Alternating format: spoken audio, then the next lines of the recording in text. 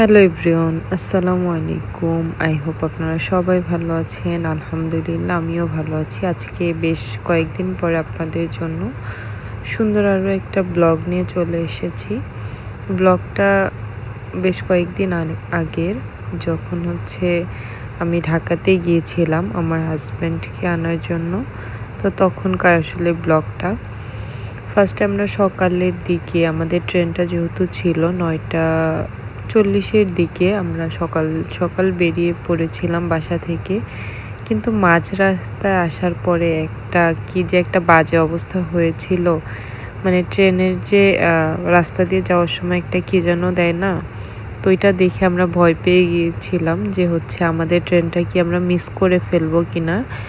পরে যেভাবেই হোক অনেক তাড়াতাড়ি করে এসেছিলাম।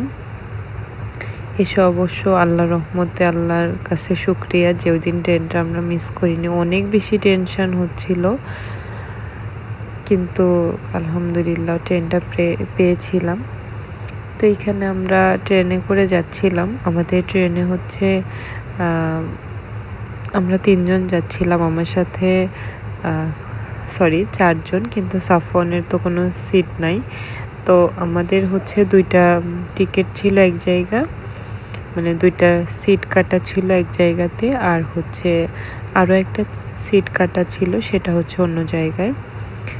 তো এই জন্য 2জন আলাদা আলাদা বসতে হয়েছে। একবার সাফওয়ানকে ওর মামা এসে আমার সাথে বসেছিল, আবার ওর মামা অনেকক্ষণ থেকে তারপর ওর নানু ভাইকে বলেছে, ওর নানু ভাই ছিল। তো এই যে আমরা ঢাকাতে চলে এসেছি দেখতে দেখতে। তারপরের দিন আমি সকালবেলা, মানে যেদিন গিয়েছিলাম এটা তার পরের দিন, আমি সাফওয়ানের বাবার জন্য এখানে একটু বাজারে গিয়েছিলাম, যে টুকটাক ও ফ্রেশ মাছ খেতে চেয়েছে, মাছ কেনার জন্য।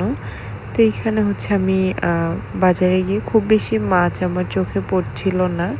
তো এখানে চিংড়ি মাছটা আমার কাছে দেখে মনে হচ্ছিল যে না, চিংড়ি মাছটা ফ্রেশ, এটা নেওয়া যেতে পারে। তো আমি চিংড়ি নিয়েছি আর এই কাতল মাছটা নিয়েছিলাম। তো এইখানে আমি মাছটা কাটার জন্য দিয়েছি। এটা আসলে অন্য কাউকে কেটেই দিতে চাচ্ছিল না, কিন্তু আমি অনেক করে রিকোয়েস্ট করেছিলাম যে ভাই আমি আসলে মাছটা কাটতে পারবো না, আমাকে একটু কষ্ট করে কেটে দিতে হবে। তখন এই ভাইয়াটা অনেক তাড়াতাড়ি করে মাছগুলো কেটে দিচ্ছিল, একদম চোখের পলকে মাছগুলো কেটে ফেলছিল। আর দেখেন, আমরা বাসা বাড়িতে যেভাবে মানে ছাড়াই, ওনারা একদমই তার থেকে উল্টোভাবে করে, কিন্তু খুব সহজে হয়ে যায়। এটা আমার কাছে খুবই ইন্টারেস্টিং লেগেছে যে এত তাড়াতাড়ি আসলে কিভাবে সম্ভব। ওদের কি হাত কেটে যায় না, বা মানে কোনো সমস্যা হয় না, এত তাড়াতাড়ি কাজ করে। তো মাছটা মোটামুটি ছিল 1 কেজির একটু উপরে ছিল, কিন্তু মাছটা অনেক বেশি সুন্দর ছিল অ্যান্ড খেতে অনেক মজা লেগেছিল। তো কত তাড়াতাড়ি মাছগুলো কাটছিল, মাশাআল্লাহ অনেক সুন্দর ছিল মাছটা। প্রথমে তো চিংড়ি মাছটা শুধু নিতে চেয়েছিলাম, পরে অবশ্যই ফ্রেশ মাছটা দেখে ভাবলাম যেটা নিয়ে ফেলি। আর মাথাটা এখানে আমি ভাইয়াকে দেখিয়ে দিচ্ছিলাম যে মাথাটা একটু আস্ত টাইপের রাখবেন, শুধু যেগুলো ওইগুলো ফেলে দিবেন। পরে আমার কথা মতো এখানে ভাইয়া সুন্দর করে করে দিয়েছিল। পরে আমি এখানে কিছু টাকা উঠাতে গিয়েছিলাম, তো টাকা উঠিয়ে নিয়েছি। তারপরে এখানে আমি একটা কেক নিতে এসেছিলাম। ভাবলাম একটা কেক নিয়ে যাই, তাকে ওয়েলকাম করানোর জন্য একটা কেক অবশ্যই নেওয়া যেতে পারে। তো এখানে আমি টেস্টি ট্রিটে গিয়েছিলাম। টেস্টি ট্রিটে মোটামুটি অনেকগুলো কেক দেখলাম। তো এই কেকটা আসলে আমার কাছে ভালো লেগেছিল। তো এই কেকটা আমি এখানে নেওয়ার জন্য ভাবতেছিলাম। তো এখানে নিয়েছি। আর এখানে ঘুরে ঘুরে দেখছিলাম যে টেস্টি ট্রিটে কী পরিমাণে জিনিসপত্র থাকে। এই টেস্টি ট্রিটটাতে অনেক বেশি যাওয়া হয়, আর যখনই যে এখানে গিয়ে অনেক কিছু খাওয়া দাওয়া করা হয়। এখানে মোমোস তৈরি করে, এই যে রাইস কুকারটা দেখছেন না, এই রাইস কুকারটাতে মোমোস তৈরি করে। এটা আমি গেলে খাই, আমার অনেক বেশি মজা লাগে। তো এখান থেকে আমি কেকটা নিয়ে আমি এখানে ফুলের দোকানে চলে এসেছিলাম।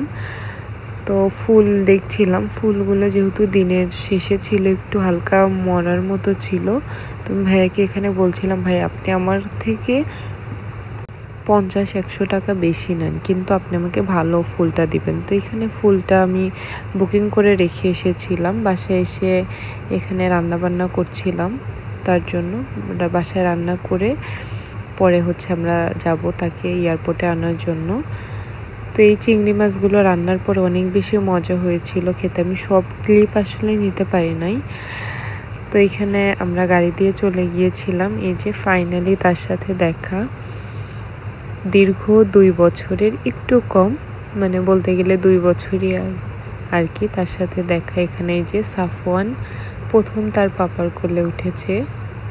আমি তো চিন্তা করেছিলাম যে ও অনেক বেশি ভয় পাবে বোধহয়, কিন্তু না, ও অন্য কারোর কোলে না গেলেও সাফওয়ানের মানে পাপার কোলে ঠিকই গিয়েছিল। কিন্তু গিয়ে অবশ্য বেশি সময় থাকে নাই, অল্প সময় ছিল।